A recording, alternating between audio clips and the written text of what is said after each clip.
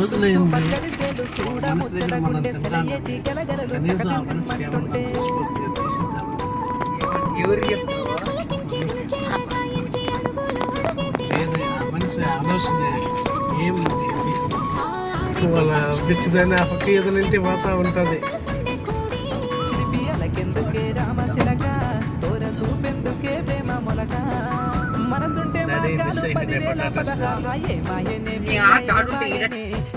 వాళ్ళు చెప్పింటాడు ఏం చేస్తాడు అదే నాకు చెప్పింది. కొట్టి కొట్టి కొట్టి కొట్టి ఇదే నేను కొట్టలేదు ఏం చేయాలి నాకు అర్థం కాలేదు. అందుకే కదా అసలు ఏం కాదు ఇంకేం చేస్తాం.